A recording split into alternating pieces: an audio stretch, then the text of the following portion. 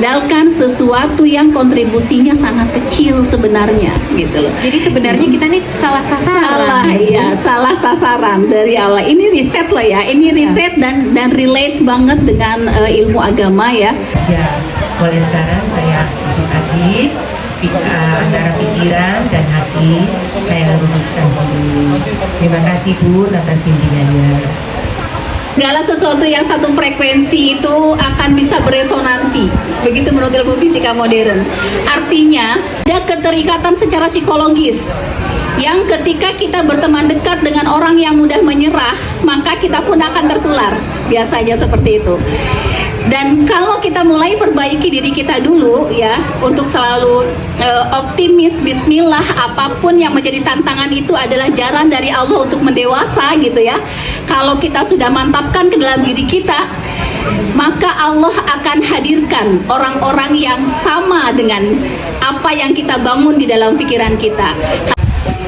Gimana Bunda caranya kita bisa menemukan bisnis yang bisa membawa keberkahan Bunda, dan bisa bermanfaat untuk kita sendiri, keluarga, dan orang lain. Ketika kita memulai bisnis apapun, kita harus konsisten dulu ya.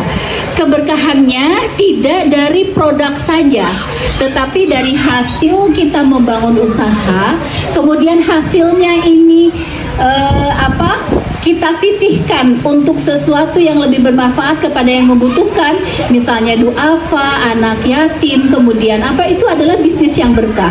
Kenapa dikatakan seperti itu ya? Karena ketika bisnis itu berkah itu bahwa nilainya itu bukan profit untuk dunia, tapi profit untuk akhirat, baru itu berkah. Kenapa kita harus begitu? Karena ketika kita mengejar akhirat, dunia itu akan mengikuti. Tapi kalau ketika yang kita cari itu adalah dunia, akhirat belum tentu kita dapat nilainya.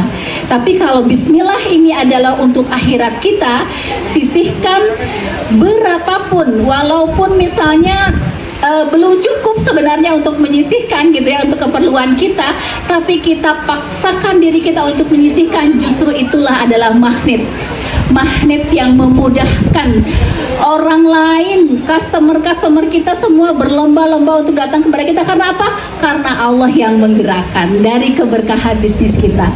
Jadi bukan jenis bisnisnya ya, sepanjang kita menjaga bisnis kita untuk terlepas dari hal-hal yang tidak Allah ridho, dari nilai-nilai yang tidak sesuai dengan nilai yang dituntunkan oleh syariat Allah, sepanjang kita masih lurus, itu adalah bisnis yang berkah.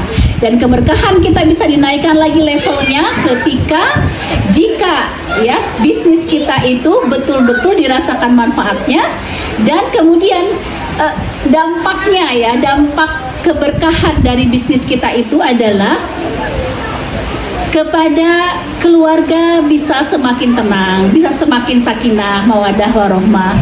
Anak-anak semakin mudah untuk dinasehati, semakin mudah untuk diarahkan kepada kebaikan. Kemudian kita pun semakin mudah dipertemukan dengan orang-orang yang baik, yang membawa kita kepada kemaslahatan dunia dan akhirat. Kita akan kelompokkan dengan orang-orang yang di dalamnya hanya ada kemaslahatan, jauh dari kemadorotan. Nah, seperti itu adalah bisnis yang berkah.